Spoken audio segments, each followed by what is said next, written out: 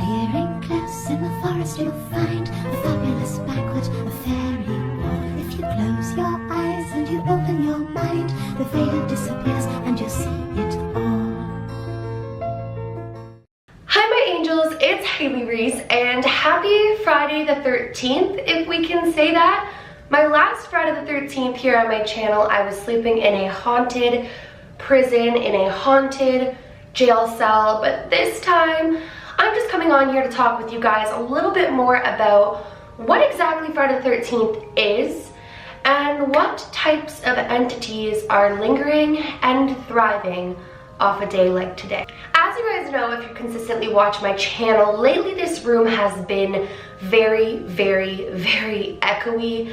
I've tried everything, but if you watched my very first Daily Hailey vlog, which I will have linked at the top of my description, you guys saw that I went and got a rug for this room in hopes of lessening the echo. So please let me know in the comments below if that appears to be working, if it sounds less echoey and is more appealing to listen to, because even I was having trouble listening to my own videos, and when you as a creator can't listen to your content, there's a little bit of a problem there. So hopefully this new rug has made a difference and it's not echoey. It doesn't feel as echoey, but I guess I will see when I go back to edit this video.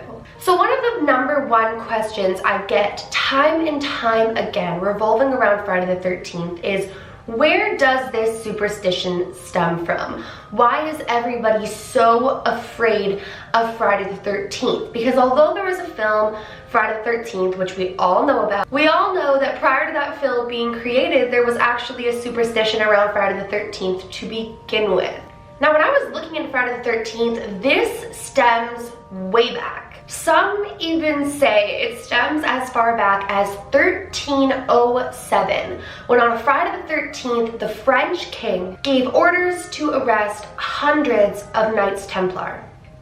But more commonly recognized as far as where this entire fear of Friday the 13th began was the fact that Jesus was actually crucified on a Friday, and the night before at the Last Supper, there were 13 guests at the Last Supper. Now they also relate 13 to being an unlucky number because Judas, the disciple who actually betrayed Jesus, is said to have been the 13th to sit at the table during the Last Supper. So Friday and the number 13 were automatically classified together as Friday the 13th is never a great day.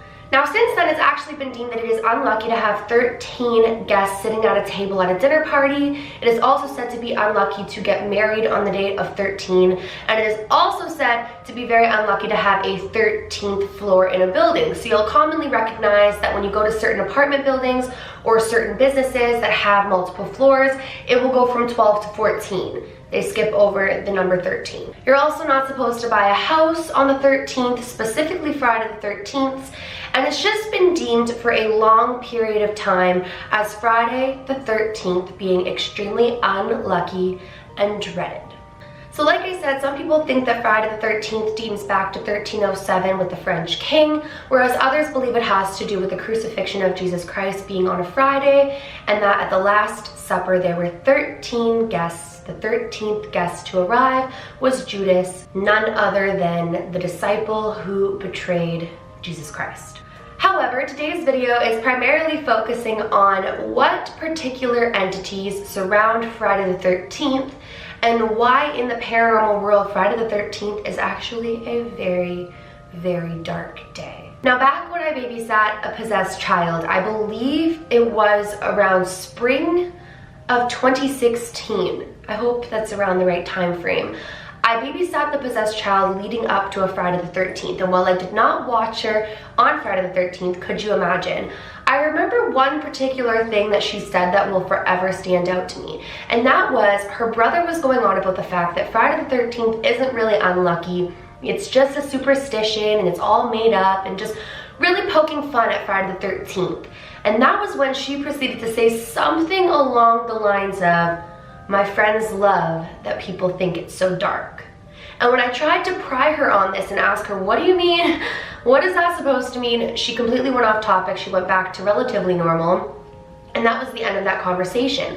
And it wasn't until this particular year when I started to do more research into particular days and different times and things that really pique the paranormal world, both for light and for darkness, and just really where it all stems from. And that was when it dawned on me, particularly this week, what she could have meant.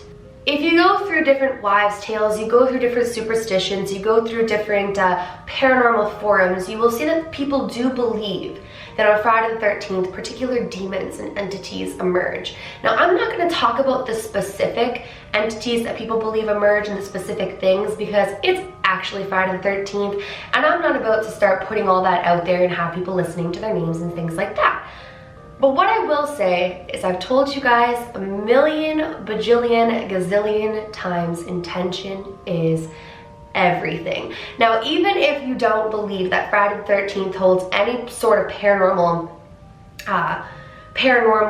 significance, maybe you just believe that the number 13 is unlucky, or it's an unlucky day, or you just think it's a day where things are going to go wrong, you are vibrating on that particular vibration. Now, what I mean by this is, as a child, obviously I wasn't watching the movie Friday the 13th.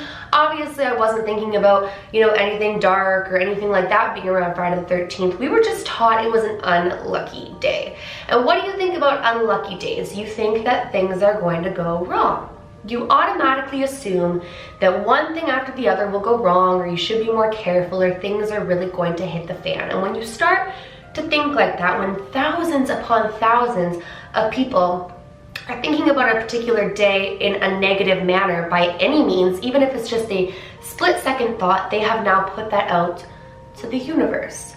Now, what do darker entities thrive on? They thrive on mass amounts of people vibrating at a particularly lower vibration. So even if you're not depressed on Friday the 13th, but you're like, ooh, it's a scary day, I better watch out, bad things are gonna happen, you're vibrating in a negative headspace. You're putting out, even if you're not completely negative, some sort of negative vibration, and automatically the negative things within the world will respond. It's the same theory as far as the music industry goes. When people are said to sell their souls, they will put subliminal messages within their music, so even if you don't realize it, thousands upon thousands of people at concerts and tours and day-to-day on the radio are singing these words back.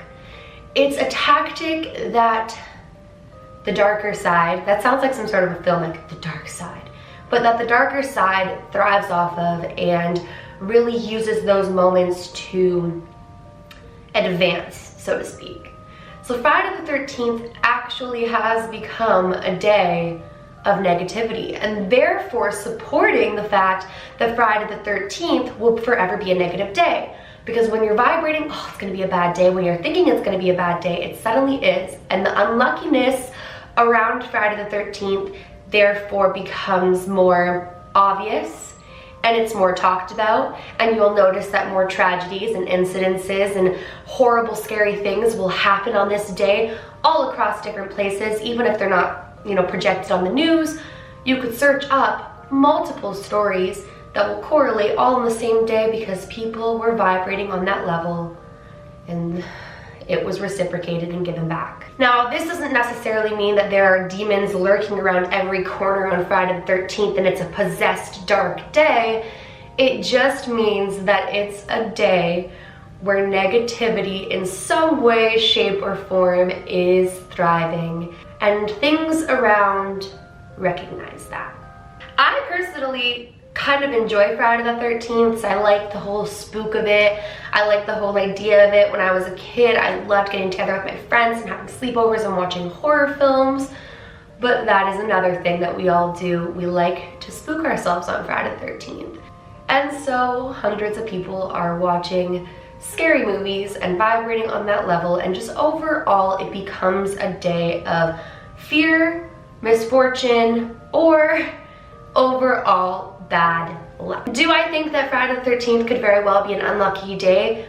For sure, because when thousands of people deem it so, that is reciprocated from the universe, and it becomes a product of our vibrations and a product of ultimately what we're vibrating and putting out there, even if we don't realize it. So bear in mind on Friday the 13th, when you guys are thinking spooky thoughts or you guys are thinking negatively, that there are things in this world that will listen to that will thrive off of that, and will try to get you when you're low. Well, you guys, that is kind of a brief little explanation as to where Friday the 13th came from, and some creepy entities and things that could be going on this particular day, just due to the fact that hundreds of thousands of people deem this day as unlucky and dark and filled with misfortune and all of that jazz. But if you're somebody who thinks that 13 is a lucky number and you're flipping it around, good for you. It probably will be lucky for you, because like I always say, intention's everything. So if you believe that 13 is your lucky number, it probably will become that. If you guys are new to my channel, or you are just not yet subscribed but you do enjoy my videos, I would absolutely love it if you would go ahead and click that subscribe button. I post a ton of content, so I don't want you to miss what I upload. So if you do enjoy it, also turn on your post notifications, because YouTube just doesn't notify people sometimes and it drives me crazy, but that's only if you enjoy it. And please give this video a big thumbs up if you did enjoy it. It makes my heart super happy to know that you guys enjoy my content, and I really, really genuinely do appreciate it, so please do that. Remember, my loves, do all things with kindness, and until next time,